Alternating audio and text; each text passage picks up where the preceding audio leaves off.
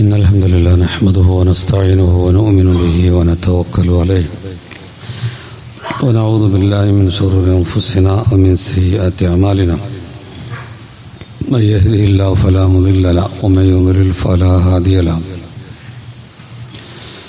وأشهد أن لا إله إلا الله وأشهد أن محمدا عبده ورسوله يا أيها الذين آمنوا اتقوا الله حق تقاته ولا تموتن إلا وأنتم مسلمون يا أيها الذين آمنوا اتقوا الله وقولوا قولا سديدا يصلح لكم أعمالكم ويغفر لكم ذنوبكم ومن يطع الله ورسوله فقد فاز فوزا عظيما أما بعد فإن خير الحديث كتاب الله وخير الهدي هدي محمد صلى الله عليه وسلم وشر الأمور محدثاتها وكل محدثة بدعة وكل بدعة ضلالة وكل ضلالة في النار. أعوذ بالله من الشيطان الرجيم. قد أفلح من زكاها وقد خاب من دساها. പ്രിയപ്പെട്ട സത്യവിശ്വാസികളെ, വിശ്വാസിനികളെ, അള്ളാഹുവിൻ്റെ വിധിവിലക്കുകൾ ജീവിതത്തിലുടനീളം പാലിക്കണമെന്ന് ആദ്യമായി എല്ലാവരെയും വസിയത്ത് ചെയ്യണം. നമ്മുടെ മനസ്സുമായി ഹൃദയവുമായി ബന്ധപ്പെട്ട ഒരു പ്രധാനപ്പെട്ട കാര്യമാണ് അള്ളാഹു ഇവിടെ നമ്മോട് പറയുന്നത്. നിർബന്ധമായ ഒരു വിഷയമാണ്. നമ്മുടെ മനസ്സിനെ, നമ്മുടെ ഹൃദയത്തെ ശുദ്ധീകരിച്ചവൻ, സംസ്കരിച്ചവൻ, അവൻ വിജയിച്ചു. എന്നാൽ അതിനെ സംസ്കരിക്കാത്തവന്, അതിനെ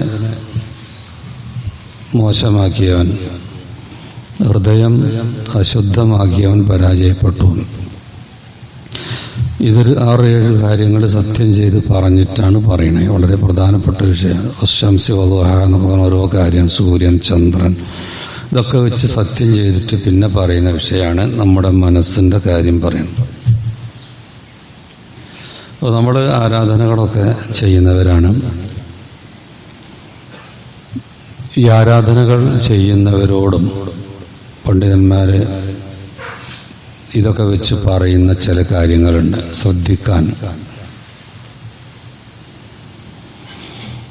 കാരണം നമ്മുടെ മനസ്സ് ശുദ്ധമാവുന്നില്ലെങ്കിൽ നമ്മുടെ മറ്റുള്ള വിഷയങ്ങൾക്കൊക്കെ അത് പ്രശ്നം വരും. അപ്പോൾ നമ്മുടെ വിശ്വാസവും നമ്മുടെ ആരാധനകളൊക്കെ നമ്മുടെ സ്വഭാവവുമായി ബന്ധപ്പെട്ടതാണ്. വിശ്വാസം ശരിയാണ്, ആരാധനകളൊക്കെ ഉണ്ട് എന്നൊക്കെ ചിലപ്പോൾ അവകാശവാദം പറയുന്നവരും അവരുടെ സ്വഭാവം മോശമാണെങ്കിൽ അവ എവിടെയോ പ്രശ്നമുണ്ട് എന്നാണ്. എവിടെയോ പ്രശ്നമുണ്ട്, അത് ശ്രദ്ധിക്കണം എന്നാണ് പറയണത്.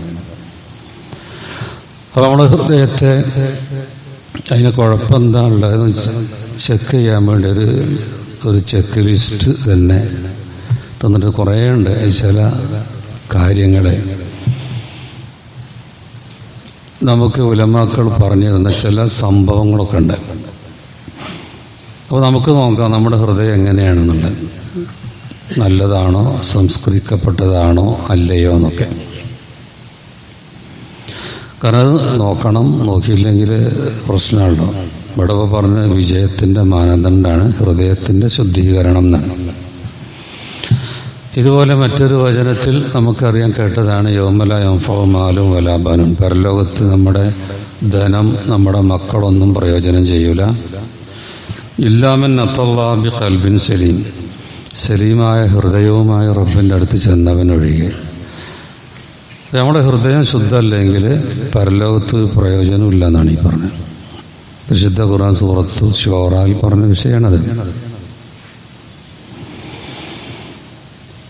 നബി സല്ലല്ലാഹു അലൈഹി വസല്ലം പറഞ്ഞു, ഇന്നല്ലാഹ ലാ യൻദുറു ഇലാ സുവരിക്കും, അല്ലാഹ് നിങ്ങളുടെ രൂപത്തിലേക്കോ അതുപോലെ നിങ്ങളുടെ മറ്റ് ബാഹ്യമായ കാര്യത്തിലേക്കൊന്നുമല്ല നോക്കണം, നിങ്ങളുടെ ഹൃദയത്തിലേക്കാണ് നോക്കുന്നത്. മറ്റൊരിക്കൽ അവിടെ നിന്ന് പറഞ്ഞു, അറിയണം എല്ലാവരോടും, അല ഇന്നഫിൽ ജസദി മുളകത്തൻ, തീർച്ചയായും നമ്മുടെ ശരീരത്തിലൊരു മാംസകഷ്ണമുണ്ട്, അത് ശരിയായാലൊക്കെ ശരിയായിന, അത് മോശമായി എല്ലാം മോശമായിന. അങ്ങനെ എന്തൊക്കെയാ നല്ല ശ്രദ്ധിക്കണ്ടേ. നമ്മുടെ ഹൃദയത്തിന് കുഴപ്പമുണ്ടോ, മനസ്സിന് കുഴപ്പമുണ്ടോ ശരിക്കും നോക്കണം. ആ കുഴപ്പമുണ്ടോ നോക്കാനുള്ള പണ്ഡിതന്മാർ പറഞ്ഞ ചില കാര്യങ്ങൾ ഒന്നിതാണ്. അനസ് ബിൻ മാലിക് റളിയല്ലാഹു അൻഹു റിപ്പോർട്ട് ചെയ്യുന്ന ഒരു ഹദീസാണ്. നബി തിരുമേനിൻ്റെ അടുത്ത് ഞങ്ങളിങ്ങനെ ഇരിക്കുമ്പോൾ റസൂൽ സല്ലല്ലാഹു അലൈഹി വസല്ലം പറഞ്ഞു, യത്ലഉ അലൈക്കുമുൽ ആൻ റജുലുൻ മിൻ അഹ്ലിൽ ജന്ന. ഇപ്പോൾ ഒരാൾ കൂടെ വരുന്നു, പള്ളിയിൽ നിന്ന് മുൻകൂട്ടി പറയണം, സ്വർഗാവകാശിയാണ് അയാൾ. മുൻകൂട്ടി സ്വർഗമുണ്ടെന്ന് പറഞ്ഞ കൂട്ടത്തിൽ പ്രഗത്ഭരെ ചില പേര് നമ്മൾ പറയുമല്ലോ. അങ്ങനെയൊന്നും അല്ലാതെയും പറയപ്പെട്ട കുറേ ഉണ്ടായി. പെട്ടൊന്നാണ് സ്വർഗക്കാരനാണ്.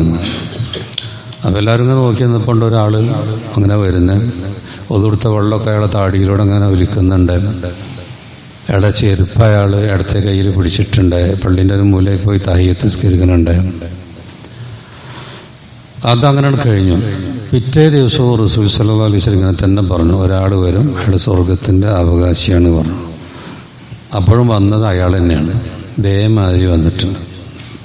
ഫർദ് നിസ്കരിക്കാൻ പള്ളി വന്നതാണ്. മൂന്നാമത്തെ ദിവസം ഇങ്ങനെ തന്നെ പറഞ്ഞു, വന്നതും അയാൾ തന്നെ. അപ്പൊ പിന്നെ Abdullah ibn Amr bin As എന്ന സഹാബി എന്ത് ചെയ്തു, എന്നാ ഇതൊന്നും അറിയണം, സ്വർഗക്കാരനാണെന്നാ പറഞ്ഞത്. സ്വർഗം കിട്ടുന്ന ഉറപ്പായി. ഇപ്പം അദ്ദേഹത്തെ പറ്റി 3 ദിവസം റസൂല് പറഞ്ഞാണ്. അതുകൊണ്ട് അദ്ദേഹം എന്താ ചെയ്യണമെന്ന് അറിയന്നെ വേണം. അങ്ങനെ അദ്ദേഹം എന്ത് ചെയ്തു എന്നറിയോ, വീട്ടിൽ പോയി, അദ്ദേഹത്തിൻ്റെ വീട്ടിൽ പോയിട്ട് അദ്ദേഹത്തോട് തൽക്കാലം ഒരു കാര്യം പറഞ്ഞു. അത് കളവെന്നൊന്നും പറഞ്ഞുകൂടാ. അത് പിന്നെ ഉടനെ തന്നെ അദ്ദേഹത്തിനെ തിരുത്തും. അദ്ദേഹം പറഞ്ഞതാണ്, ഞാനും എൻ്റെ വാപ്പിയായിട്ട് ഒരു പ്രശ്നം ഉണ്ടായി, അതുകൊണ്ട് ഞാൻ 3 ദിവസം വീട്ടിലേക്ക് പോകില്ല, അതുകൊണ്ട് എനിക്ക് ഇവിടെ നിൽക്കാൻ പറ്റുമോ. അദ്ദേഹം നിന്നോളി, ഇവിടെ നിന്നോളി പറഞ്ഞു. അങ്ങനെ ഞാൻ അവിടെ നിന്ന് അദ്ദേഹം ഇങ്ങനെ നിരീക്ഷിക്കുകയാണ് എന്തൊക്കെയാണ് അദ്ദേഹം ചെയ്യണത്. അപ്പം അദ്ദേഹം പറയാം, കാര്യമായിട്ടൊന്നും ഞാൻ കാണുന്നില്ല. പിന്നെ രാത്രി ഉറക്കം വെച്ച് അങ്ങനെ നോക്കുകയാണ്. രാത്രി നിസ്കാരം ഞാൻ കണ്ടിട്ടില്ല. അങ്ങനെ പറഞ്ഞു. ഇടയ്ക്കൊക്കെ ഉണർന്നാൽ ദിക്റ് നടത്തും, തക്ബീറൊക്കെ ചെയ്യും, അതാണ് ദിക്റുകളൊക്കെ നടത്തും. സുബൈൻ്റെ നേരാമിനും അങ്ങനെ പള്ളിക്ക് പോകും. 3 ദിവസം ഞാൻ കണ്ടതാണ്. അപ്പം എന്താ ഇദ്ദേഹത്തെ പറ്റി ഇങ്ങനെ പറഞ്ഞത്? അപ്പം ഞാൻ പിന്നെ അദ്ദേഹത്തോട് ഇനി 3 ദിവസമായി പോവാണ്. അപ്പം ഞാൻ പറഞ്ഞു, ഞാൻ എൻ്റെ വാപ്പിയിട്ടത് റസൂൽ കേട്ടോ, ഞാൻ നിങ്ങളെപ്പറ്റി റസൂൽ തിരുമേനി 3 ദിവസം ഇങ്ങനെ പറഞ്ഞിട്ടുണ്ട്. എന്താ പറഞ്ഞത്? നിങ്ങൾ സ്വർഗക്കാരനാണ്, പക്ഷെ നിങ്ങളെ അമല് നോക്കാൻ വന്നതാണ്, പക്ഷെ എന്തപ്പോൾ കാര്യമായിട്ട് ഒന്നുമില്ലല്ലോ. അപ്പോൾ നിങ്ങൾ പിന്നെ എന്താ ചെയ്യണേ? അത് പറഞ്ഞു, ഈ കണ്ടത് തന്നെ ചെയ്യണേ, ഈ കണ്ടതൊക്കെ തന്നെയാണ്.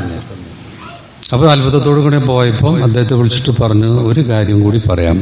എന്താണെന്നറിയോ, غير أني لا أجد في نفسي لأحد من المسلمين غشا. എൻ്റെ മനസ്സിൽ ഒരു മുസ്ലിമിനെയും പറ്റിക്കണം, വഞ്ചിക്കണം എന്നൊരു ചിന്ത എൻ്റെ മനസ്സിലില്ല.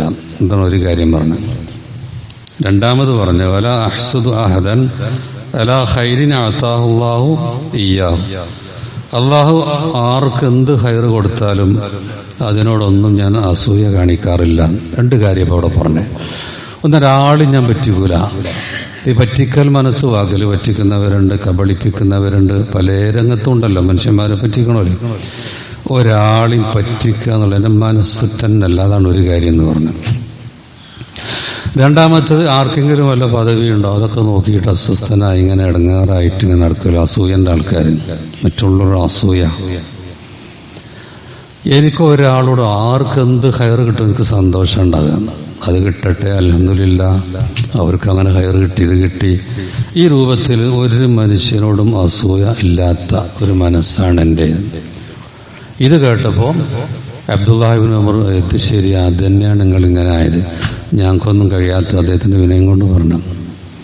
അപ്പം ഇവിടെ നമുക്ക് നോക്കല്ലോ നമ്മുടെ പറ്റി. നമ്മുടെ മനസ്സിൽ ആർക്കെങ്കിലും വല്ല പുരോഗതി കിട്ടുമ്പോൾ നമ്മുടെ മനസ്സ് എന്താ മന്ത്രിക്കണത്?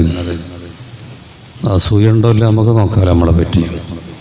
നമ്മുടെ ആൾക്കാരെ പറ്റിക്കലുണ്ടോ, വഞ്ചിക്കലുണ്ട്. ഏത് മേഖലയിലാണ്? ഞാൻ വേറൊരു മേഖലയും പറയില്ല, നമുക്ക് ആലോചിച്ചറിയാം. നമ്മളെ ആൾക്കാരെ പറ്റിക്കുന്നുണ്ടോ? അങ്ങനെ ചിന്ത വല്ലതും ഉണ്ടോ?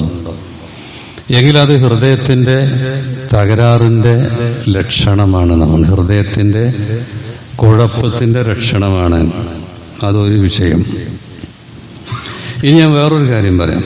വേറൊരു സംഭവം, നമ്മുടെ ഹൃദയം നമുക്ക് തന്നെ ചെക്ക് ചെയ്ത് നോക്കാനുള്ള കുറെ സംഭവങ്ങളുടെ കൂട്ടത്തിൽ നമുക്ക് ആരെങ്കിലും നമ്മോട് തെറ്റ് ചെയ്താൽ അതിന് പക ഉണ്ടാവില്ല. നമുക്ക് ദൈവം നോക്കിയാൽ മതി. ചിലരുണ്ട് പക സൂക്ഷിച്ചു വെക്കും.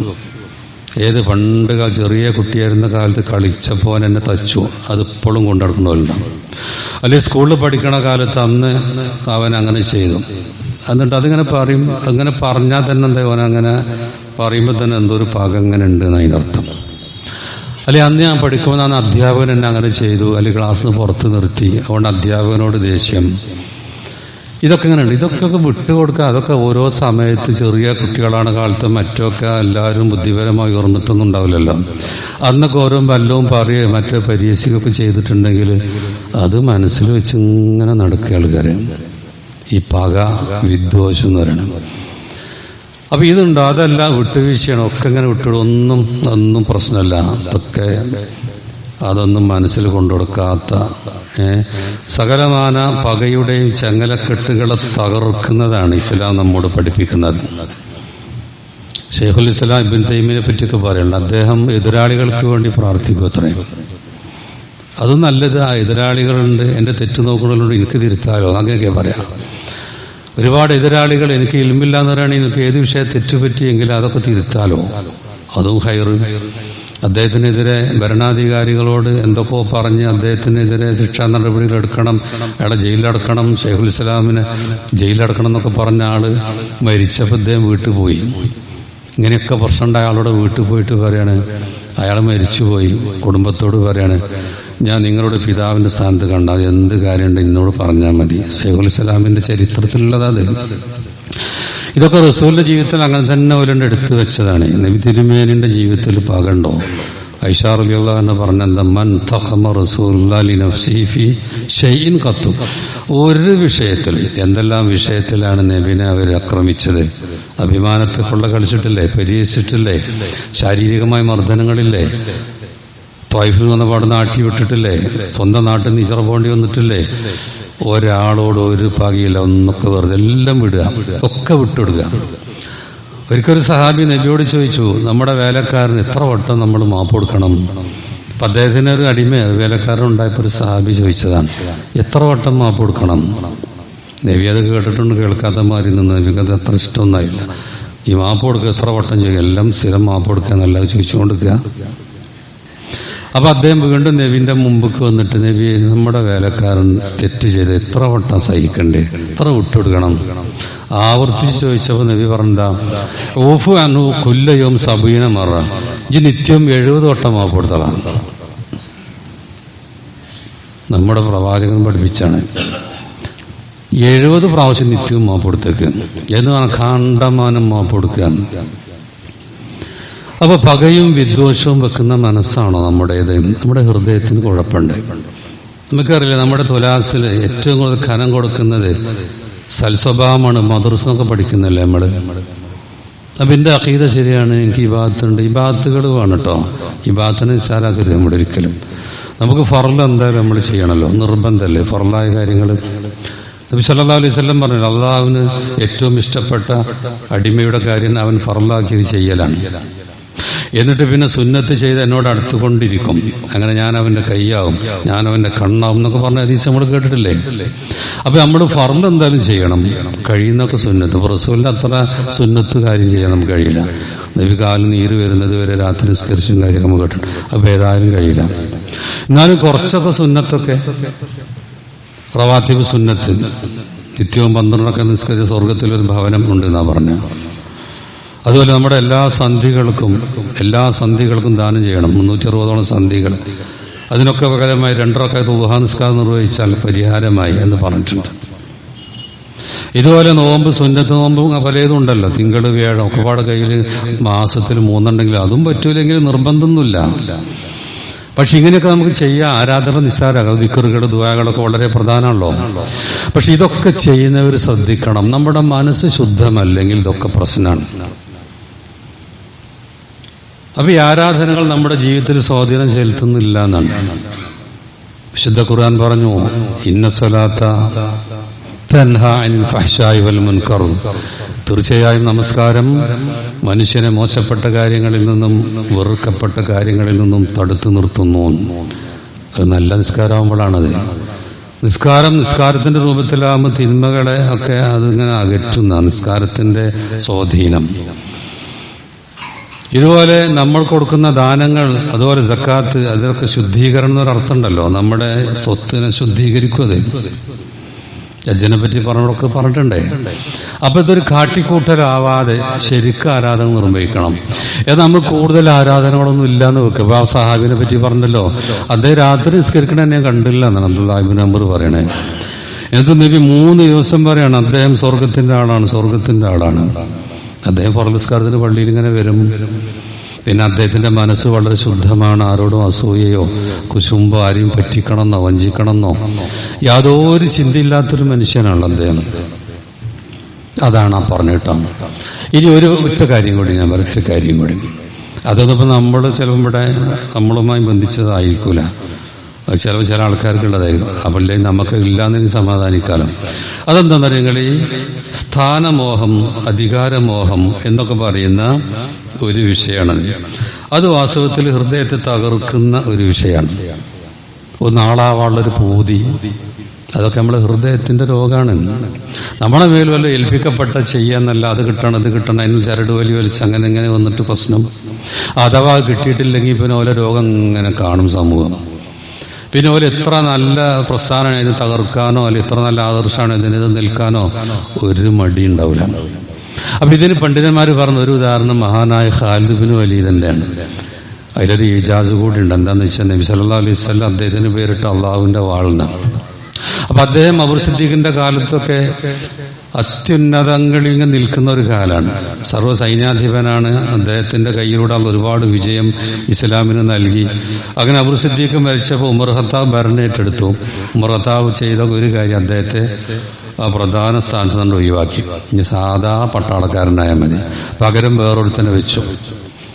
ഈ നേരം അധികാരമോഹം ഉണ്ടെങ്കിൽ അല്ലെങ്കിൽ പ്രശ്നം ഉണ്ടെങ്കിൽ എന്താ ചെയ്യാം? ഒന്നുകിൽ വേറെ ഗ്രൂപ്പ് തുടങ്ങും, പ്രശ്നം ഉണ്ടാക്കും. അപ്പൊ എന്താ ഞാൻ നേരത്തെ പറഞ്ഞ ഈസാ എന്ന് പറയും. അദ്ദേഹത്തെ പറ്റി നബി പറഞ്ഞത് അള്ളാഹുവിന്റെ വാളെന്നാണ്. ആ വാള് പിന്നെ ഇസ്ലാമിന് മോശമാവുന്ന ഒരു കാര്യം പിന്നെ ചെയ്യില്ല. അതാ നബിന്റെ ചില കാര്യങ്ങൾ അത് പിന്നെ ഇങ്ങനെ ശരിയായി വരുന്നൊരു ഉദാഹരണം കൂടിയാണ്. അപ്പൊ അത് സ്ഥാനം ഒഴിവാകുമ്പോ പിന്നെ പ്രശ്നമാണ്. എന്തായാലും അർത്ഥം ഇതുവരെ ചെയ്തതൊക്കെ തനിക്ക് വേണ്ടിയായിരുന്നു വന്നു. അത് പോയത് കൊണ്ട് പിന്നെ ഇതിലൊന്നുമില്ല. ചിലർക്ക് മുൻ നിരയിൽ പിന്നെ സ്ഥാനം കിട്ടിയെങ്കിലേ പണിയെടുക്കൂ, അങ്ങനെയൊക്കെ ചിന്തിക്കണവരുണ്ട്. മുൻ സോഫിൽ കിട്ടണം, അല്ലെങ്കിൽ പ്രധാന സ്ഥാനം, കുഞ്ചിക സ്ഥാനം കിട്ടിയാലേ ഞാൻ പണിയെടുക്കുള്ളൂ. അതാണ് പോയാൽ പിന്നെ അവനെ കാണൂല. അപ്പൊ ഞാൻ പറഞ്ഞു, ഇതിപ്പോ സാധാരണ നേതൃത്വവും തെരഞ്ഞെടുപ്പും മറ്റൊക്കെ ബന്ധപ്പെട്ട നമ്മൾ പലരും അതിലില്ലെങ്കിൽ അൽഹംദുലില്ലാഹ് ആ തകരാറ് നമുക്കില്ല എന്ന് വിചാരിക്കാം.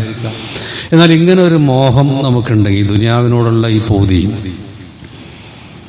അതുപോലെ ആളാവാനുള്ളൊരു താല്പര്യം, ഇതൊക്കെ ഹൃദയത്തിന്റെ രോഗമായിട്ടാണ്.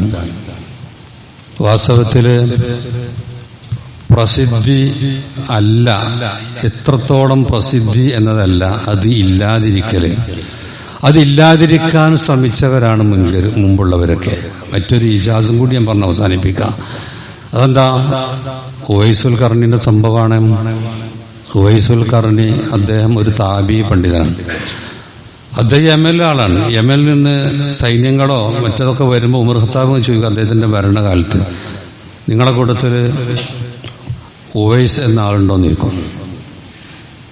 അപ്പോ ഒരു വട്ടം ചോദിച്ചപ്പോൾ ഉണ്ട്, ഉവൈസ് ഇബ്നു ആമിർ എന്നുണ്ട്. അപ്പൊ നിങ്ങൾക്ക് വെള്ളപ്പാണ്ടുണ്ടായിരുന്നോ? ഉണ്ടായിരുന്നു. എന്നിട്ട് അതൊക്കെ പോയി, പിന്നെ ഒരു ദിർഹമിന്റെ അത്ര മാത്രം ബാക്കിയായി. അങ്ങനെ ഉണ്ടോ? അങ്ങനെ ഉണ്ട്. നിങ്ങൾക്ക് ഉമ്മ ഉണ്ട് എന്ന് ചോദിക്കണേ. എന്താ ചോദിക്കാൻ? അത് റസൂല് പറഞ്ഞിട്ടുണ്ട്, ഉവൈസുൽ ഖർണി എന്നൊരാൾ വരും, യമനിൽ നിന്ന് വരും. അദ്ദേഹം വന്നാൽ നിങ്ങൾ പ്രാർത്ഥിക്കാൻ ആവശ്യപ്പെട്ടോളൂ, അദ്ദേഹം പ്രാർത്ഥിച്ചാൽ ഉത്തരം കിട്ടുമെന്ന് പറഞ്ഞിട്ടുണ്ട്. അതുകൊണ്ട് എനിക്ക് വേണ്ടി പ്രാർത്ഥിക്കണം. പിന്നെ ഈ വിശേഷണമൊക്കെ നബി പറഞ്ഞതാണ്. വെള്ളപ്പാടുണ്ടായിരുന്ന സുഖമായി, ലേശം ബാക്കിയുണ്ട്. പിന്നെ ഉമ്മയോട് ഭയങ്കര പുണ്യം ചെയ്യുന്ന ആളാണ്. അപ്പൊ ഇദ്ദേഹം കിട്ടിയപ്പോൾ ഉമർ ഖത്താബ് വലിയ സന്തോഷം, എനിക്ക് വേണ്ടി നിങ്ങൾ പ്രാർത്ഥിക്കണം എന്നാണ്. പിന്നെ അദ്ദേഹം നിങ്ങളെടുക്കാൻ പോകണം, ഞാൻ പോവുകയാണ്, നിങ്ങൾക്ക് വേണ്ടി കൂഫയിലേക്കാണ് പോകാറുണ്ട്. അവിടുത്തെ ഭരണാധികാരിയോടും പറയട്ടെ, നിങ്ങൾക്ക് വേണ്ട സൗകര്യം, എനിക്കൊരു സൗകര്യം വേണ്ട, ഞാൻ പോവാണ് എന്ന് പറഞ്ഞാൽ ശ്രദ്ധിക്കപ്പെടുന്നതും അറിയപ്പെടുന്നതും പേടിച്ചിട്ട് എന്ത് ചെയ്യുക, റബ്ബിന് ഇബാദത്ത് എടുക്കുക. അപ്പം എങ്ങനെയെങ്കിലും മാറി നിൽക്കുക. ഈ പ്രസിദ്ധിയും മറ്റുള്ള സ്ഥാനമാനങ്ങളും അതൊന്നുമല്ല. അപ്പം നമ്മൾ ചിന്തിക്കേണ്ടെന്നറിയോ, ലോകർ നമ്മളറിയല്ല, ലോകരക്ഷിതാവ് നമ്മളെ അറിയുക എന്നുള്ളതാണ് പ്രശ്നം. മാലോകർ നമ്മൾ അറിഞ്ഞാലും ഇല്ലെങ്കിലും അതല്ല വിഷയം. ഈ ലോകത്തിന്റെ രക്ഷിതാവുണ്ടല്ലോ, അവൻ നമ്മളെ അറിയണം. അതിനുള്ള പണി നമ്മൾ എടുക്കണം. ശ്രദ്ധിക്കപ്പെട്ടാലും ഇല്ലെങ്കിലും ശരി, നമ്മൾ നന്നായി ജീവിക്കണം, നല്ല കാര്യത്തിന് വേണ്ടി അധ്വാനിക്കണം, നമുക്ക് കഴിയുന്നതൊക്കെ ചെയ്യണം. എല്ലാം റബ്ബിന് വേണ്ടി, നാളെ പരലോകത്തിന് വേണ്ടി, അതിനുവേണ്ടി അമല് ചെയ്യുക എന്നുള്ളതിനാണ് ഇത്തരം കാര്യങ്ങളൊക്കെ നമുക്ക് പ്രേരകമാവേണ്ടത്. നമ്മൾ ഓരോരുത്തരും നമ്മുടെ ഹൃദയത്തിൻ്റെ, ഞാൻ കുറേ കാര്യം 2 കാര്യം പറഞ്ഞിട്ടുള്ളൂ, അത് ശ്രദ്ധിക്കണം. നമ്മൾ ചെയ്യുന്ന ആരാധനകളൊക്കെ കൂലി കിട്ടണമെങ്കിലൊക്കെ നമ്മുടെ ഹൃദയം ശരിയാവണം എന്നാണല്ലോ. അതുകൊണ്ട് ഹൃദയത്തിൻ്റെ തകരാറ് നീക്കണം എന്ന് നിർബന്ധമാണ്. നമുക്കൊക്കെ അതിന് അല്ലാഹു തൗഫീഖ് ചെയ്യുമാറാവട്ടെ.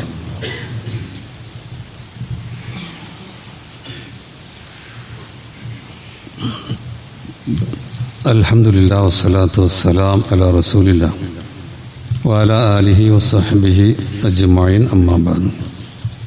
സ്നേഹം നിറഞ്ഞ സഹോദരന്മാരെ, സഹോദരിമാരെ, അള്ളാഹുവിൻ്റെ വിധിവിലക്കുകൾ ജീവിതത്തിലുടനീളം പാലിക്കണമെന്ന് എല്ലാവരെയും വസിയത്ത് ചെയ്യുകയാണ്. ഇമാം ഇബ്നുൽ ഖയ്യിം ശുദ്ധമായ ഹൃദയത്തിൻ്റെ ഒരു നിർവചനം പറഞ്ഞിട്ടുണ്ട്. എന്താണ് ഈ ശുദ്ധമായ ഹൃദയം? അതുണ്ടെങ്കിൽ രക്ഷപ്പെടുള്ളൂ പറഞ്ഞു. നാളെ പരലോകത്ത് വേറൊന്നും ഉപകാരപ്പെടില്ല. ശുദ്ധമായ ഹൃദയവുമായി റബ്ബിനെ സമീപിച്ചവനെ രക്ഷപ്പെടുള്ളൂ എന്ന് ഖുർആൻ പറഞ്ഞല്ലോ. പിന്നെ അത് ശരിയായൊക്കെ ശരിയാവും, അല്ലെങ്കിൽ ആകെ മോശമായ റസൂൽ തിരുമേനി പറഞ്ഞു. അള്ളാഹ് നമ്മുടെ ഹൃദയത്തിലേക്കാണ് നോക്കുക എന്നൊക്കെ പറഞ്ഞു. ഖദ് അഫ്ലഹ മൻ സക്കാഹ, അതിനെ ശുദ്ധീകരിച്ചവൻ രക്ഷപ്പെട്ടു, ഹൃദയം നന്നാക്കിയവന് രക്ഷപ്പെട്ടു, അല്ലെങ്കിൽ മോശപ്പെട്ടു, പരാജയപ്പെട്ടു. ഇതല്ല പരിശുദ്ധ ഖുർആൻ പറഞ്ഞത്. അപ്പൊ എങ്ങനെയാണ് ഹൃദയ ശുദ്ധീകരണം? അതിന്റെ നിർവചനം അൽ ഖൽബു സലീം, സലീമായ ഹൃദയം, ശുദ്ധമായ ഹൃദയം. ഹുവല്ലദീ സലിമ മിൻ ശഹ്വത്തിൻ തുഖാലിഫു അംറല്ലാഹ്, അള്ളാഹിന്റെ കൽപ്പനക്ക് വിരുദ്ധമായ ഷഹ്വത്തിൽ നിന്ന് രക്ഷപ്പെടുക. ഷഹ്വത്ത്. വമിൻ ശുബ്ഹത്തിൻ തുആരിദു ഖബറു, അള്ളാഹ് പറഞ്ഞ വിഷയത്തിന് എതിർക്കുന്ന ചില ശുബ്ഹത്തുണ്ടാവും, വ്യതിചലിച്ച ചിന്തകളും കാര്യമൊക്കെ, അതിന് രക്ഷപ്പെടുക. വസലിമ മിൻ ഉബൂദിയ്യത്തി മാ സിവാഹു, അള്ളാഹ് അല്ലാത്തവർക്ക് ഇബാദത്ത് ചെയ്യുന്നതിൽ നിന്ന് രക്ഷപ്പെടുക. എല്ലാ കാര്യങ്ങളും ഇതിൽ അടങ്ങിയിട്ടുണ്ട്, എല്ലാ കാര്യങ്ങളും. അപ്പോൾ ഉദാഹരണം പറഞ്ഞാൽ ആദ്യം പറഞ്ഞത് ഏത്? ഷഹ്വത്തിൽ നിന്ന് രക്ഷപ്പെടുക. അള്ളാഹിന്റെ കൽപ്പനക്ക് എതിരെ നിൽക്കുന്ന ഷഹ്വത്ത്, നമ്മുടെ താല്പര്യമാണ് ഷഹ്വത്ത് എന്ന് പറഞ്ഞാൽ, ദേഹേച്ഛ എന്നൊക്കെ പറയണേ. അപ്പൊ അള്ളാഹിന്റെ കൽപ്പനക്ക് എതിരെ നിൽക്കുന്ന ദേഹേച്ഛ എന്തൊക്കെയുണ്ട്? അതിൽ പറയാം ഹുബ്ബുൽ മാൽ, ധനത്തോടുള്ള സ്നേഹം, അമിതമായ സ്നേഹം. ദീനൊക്കെ മറന്നിട്ടുണ്ടല്ലോ, അതിന് പിന്നാലെ തന്നെ ഓരോ ഹുബ്ബുൽ ജാ, സ്ഥാനമാനങ്ങളോടുള്ള സ്നേഹം. ഹുബ്ബുൽ മദ്, മറ്റുള്ളവർ എന്നെ പ്രശംസിക്കണം എന്ന പൂതി.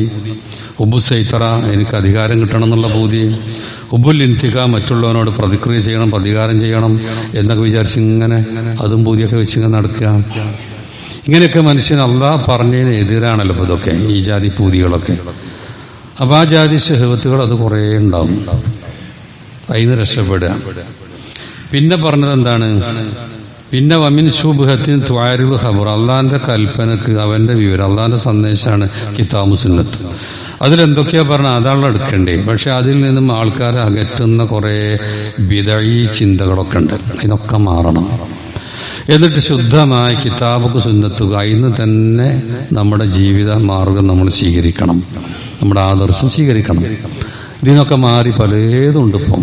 ഇതൊന്നുമല്ല പറയാ, കിതാബും സുന്നത്തൊന്നും പറഞ്ഞാൽ അതാ ഇങ്ങനെയാണെന്നും പറഞ്ഞ ആൾക്കാർ കേൾക്കൂല. അവനവൻ ചെയ്യണനുസരിച്ച് ഇങ്ങനെ പോകും. പല വിഷയത്തിലും, തൗഹീദിന്റെ വിഷയത്തിലുണ്ട്, സുന്നത്തിന്റെ വിഷയത്തിലുണ്ട്, വേറെ വിഷയങ്ങളിൽ ആ അബദ്ധമുണ്ട്. ആ ശുബ്ഹത്തിൽ നിന്ന് രക്ഷപ്പെടുക. അപ്പൊ ശരിക്ക് ഇത് കുറേ പഠിക്കാനൊന്നുമില്ല. അപ്പൊ ഈ തർക്കമുള്ള വിഷയങ്ങളൊക്കെ നോക്കിയാൽ അതിൽബന്ധ കിതാബ് സുന്നത്തിലുള്ള അതൊക്കെ നോക്കാനൊന്നും ഒരു പണിയില്ല. അപ്പം അതങ്ങനെ പൂർവ്വീകർ മനസ്സിലാക്കി, അതൊന്നും മനസ്സിലാക്കാൻ വലിയ പണിയൊന്നുമില്ല. പക്ഷെ ആൾക്കാർ പല കോലത്തിലും വേറെ കോലത്തിലും നമ്മൾ തെറ്റിച്ചു കൊണ്ടുപോകണം. അതിൽ പെടാതിരിക്കുക, അത് നമ്മുടെ ഹൃദയം അതിൽ നിന്ന് ശുദ്ധീകരിക്കുക. പിന്നെ പറഞ്ഞപ്പോൾ സലിമമിൻ ഉബൂദിയത്തിമാ സിവാവ്, അല്ലാഹ് അല്ലാത്തവർക്ക് ഇബാദത്ത് എടുക്കുന്നതിനൊക്കെ രക്ഷപ്പെടണം. അത് രണ്ടെണ്ണം ഉണ്ട്, ഒന്ന് വലിയ ശിർക്കാണ്, ഒന്ന് ചെറുതാണ്. വലിയ ശിർക്ക് എന്ന് പറഞ്ഞാൽ അല്ലാഹ് അല്ലാത്തവരോട് പ്രാർത്ഥിക്കുക, വിളിച്ച് പ്രാർത്ഥിക്കുക, നേർച്ച വഴിപാടുകൾ അർപ്പിക്കുക, റബ്ബിനോട് മാത്രം ഇബാദത്ത് എടുക്കേണ്ട സൃഷ്ടികൾക്ക് കൊടുക്കുക. ചെറിയ ശിർക്ക് എന്ന് പറഞ്ഞാൽ ലോകമാന്യം, ആളാവാനുള്ള ബോധ്യം, വേറുള്ള കാര്യങ്ങളൊക്കെ പറഞ്ഞില്ലേ, വല്ലതും ചെയ്താൽ മറ്റുള്ള ആൾക്കാർ ഉള്ള പരിഗണനയും അവരുടെ മധുവും മറ്റുള്ളതൊക്കെ ആഗ്രഹിച്ചിട്ട് എന്ത് ചെയ്താലും അത് എടുത്ത് പറയാം, അങ്ങനെയൊക്കെ പറഞ്ഞിട്ട് ബുദ്ധിമുട്ടിക്കുക. ഏതായാലും ഈ ജാതി രോഗങ്ങളിൽ നിന്നൊക്കെ രക്ഷപ്പെടൽ വളരെ പ്രധാനമാണ്, ഒരു സംശയവുമില്ല. അപ്പം അള്ളാഹു എല്ലാ രോഗങ്ങളിൽ നിന്നും, ഹൃദയത്തെ അതിലടിഞ്ഞുകൂടുന്ന രോഗമാണ് ഏറ്റവും അപകടം പിടിച്ച രോഗം.